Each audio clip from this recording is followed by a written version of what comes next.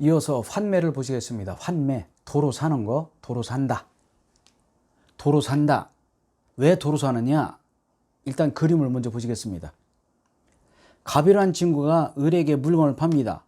이것이 아버지가 자기에게 물려준 주택일 수도 있고 결혼반지, 애들 돌반지 또는 뭐 대대로 내려오는 가부 등등 일단 팝니다. 그럼 을이 소유자죠. 그런데 갑이 그 물건에 대해서 엄청난 애착심을 가지고 있어서 자, 돈을 받고 팔기는 팔지만 조만간 사고 싶습니다. 그러니까 내가 꼭 가지고 있고 남에게 팔지 마. 이게 환매입니다. 갑이 을에게 물건을 팔고 을이 소유권 있는데 조만간 사갈 테니까 너 남에게 팔지 마. 이게 환매라고요. 이게 왜 문제가 되냐면요. 을이라는 사람이 소유권자잖아. 근데 갑이라는 사람이 도대체 안 사합니다. 몇 년이 지나도록. 그 을이라는 사람이 소유권이 있다 하더라도 소유권을 행사하지 못하기 때문에 을을 보호하기 위해서 다음과 같은 환매 규정이 생겼습니다. 자, 환매의 매도인이 매매와 동시에 환매할 것을 보려한 때 그 환매 기간 내에 그 물건을 도로 사는 것이 환매죠.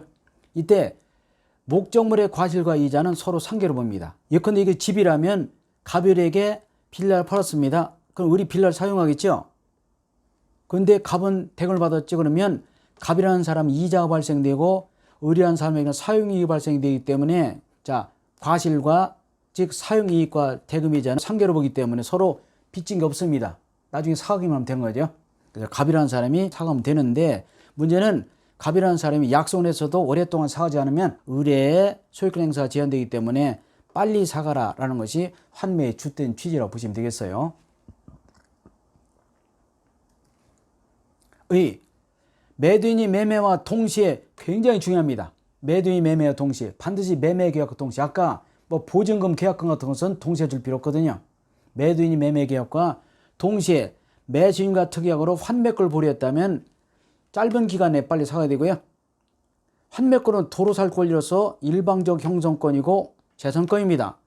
재산권이기 때문에 양도 상속, 채권 다 대유권이 획기되고 얼마 이내 행사해야 되죠? 10년 행사해야 되겠네. 물론 환매는 5년, 3년이니까 그 안에 물론 사가겠습니다만은 자, 환매권은 재산권이고 양도 상속, 채권자가 대신 행사할 수 있고 또 환매 같은 경우는 등기도 가능합니다.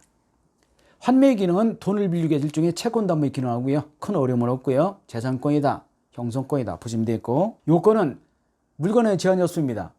뭐 빌라, 시계, 반지, 골동품 등등 자기가 애지중지하는 어떤 물건이 있는데 돈이 급해 일단 팔지만 조만간 사올 테니까 너 제발 가지고 있어. 이것이 환매이기 때문에 어떤 물건이든 상관이 없습니다.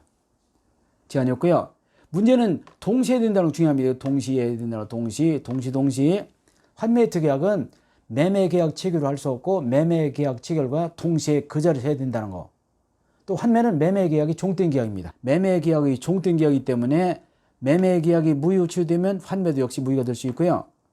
환매 대금은 최초의 매매 대금과 매수인 부담하는 비용을 다 지급해야 되니까 온전한 상태로 사야 된다는 얘기 되겠어요. 대금 다 지급하고. 아까 배웠죠? 대금의 이자와 목적물의 사용은 상계로 보고요. 문제는 환매 기간입니다. 여기를 잘 보시기 바라고요. 환매 기간. 환매 기간이 너무 길면 매수인 소유권 행사가 제한되죠. 매수인 남에게 처분하지 못하잖아. 따라서 매수인 보호를 해서 법은 엄하게 규정이 되어 있습니다. 환매 기간은 부동산 5년 넘지 못하고 동산은 3년. 만약에 5년, 3년 넘으면 5년, 3년으로 단축하고 한 번 정한 기간은 연장하지 못한다는 거 중요합니다.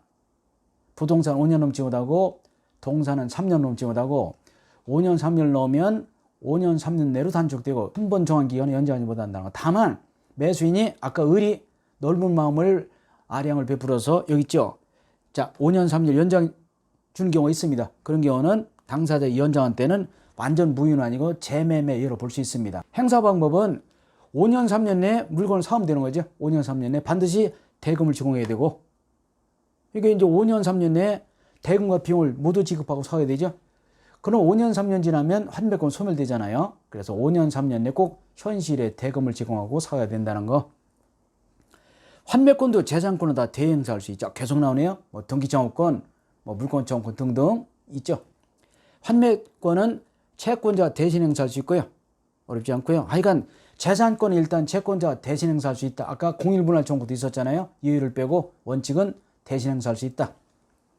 그리고 재매매약 관계 이게 이제 문제돼요. 재매매약이 뭐냐? 재매매는 다시 팔고 사는 겁니다. 환매는 도로 사는 거, 아니 도로 사는 거 다시 팔고 사는 거 똑같죠? 어떤 차이가 있느냐 보시겠습니다. 이게 재매매 이야기 없는 교과서도 있더라고요. 재매매 이야기란 일단 매도인이 목적물을 매도하고 그리고 다시 매수를 약정하는 경우도 똑같죠. 근데 이것이 환매가 되지 않는 경우, 즉 환매 요건은 을을 보호하기 위해서 요건이 까다롭기 때문에 당사자가 환매로 생각해서 계약을 했는데 이것이 요건을 갖추지 못했다. 그럼 무효로 만든다는 것이 그렇다 보니까 재매매약이라는 것을 만들어서 유효로 하는 것입니다. 즉 재매매약은 환매를 예정해 두고 계약을 하였으나 환매가 되지 못하는 경우 무효로 만들지 않고 유효로 하기 위해서 인정되는 것이다 보시면 되는데요. 환매는 요건이 까다롭지만 재매매약은 느슨하고 단지 차이점이 하나밖에 없습니다. 자, 표를 보시면서 간단히 정리하시면 되겠습니다. 환매, 재매매약. 자, 이쪽을 보시면요. 거의 제한이 없습니다. 그죠? 모두 제한이 없다. 제한 없다. 제한 없다. 제한 없다. 얘만 다르네요. 그죠? 보면 환매의 경우는 부동산은 등기하지만 재매매는 가등기한다는 이 차이가 하나 확실히 있네요. 그래서 위로됩니다. 환매권은 등기할 수 있고 재매매약은 등기할 수 없고 가등기할 수 있을 뿐이다라고 보시면 되겠고요.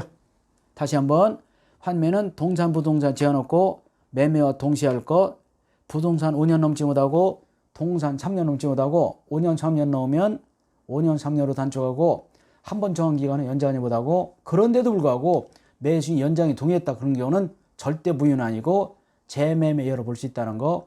환매와 재매매약의 가장 큰 차이점은 부동산의 경우에 환매는 등기할 수 있고 재매매약은 등기할 수 없고 가등기할 수 있다. 둘 다 형성권이라는 점에서도 같다라고 보시면 되겠어요. 그죠? 형성, 일방적이라는 얘기 되겠고요. 환매권, 형성권, 이하관결권도 형성권이다 보시면 되겠고요. 가등기냐 등기냐가 부동산에 있어서 차이가 있다는 것을 아시면 되겠습니다. 자, 이번에 교환. 교환은 시험 범위에 매매, 교환, 임대차죠. 당당하게 시험 범위 들어갔지만요. 저도 보면 이게 한 페이지밖에 안 되거든요. 왜? 그렇습니까? 중요하지 않다. 왜? 매매와 똑같은데 대가가 무엇이냐? 돈이냐 물건이냐? 물건을 매매할 때 대금 주면 매매고 물건 주면 교환이다 보시면 되겠죠. 매매 대금은 금전이고 교환은 금전 이외의 재산권인데 그 차이밖에 없습니다. 나머지는 똑같다는 거. 자, 교환이란 당사 쌍방의 금전 이외의 재산권이죠. 금전 안 됩니다. 물건 사고 돈 주면 매매, 물건 사고 물건 주면 교환이기 때문에 교환은 물건끼리 맞바꾼 것이다. 그래서 교환, 매매 똑같이 쌍윤학벌입니다.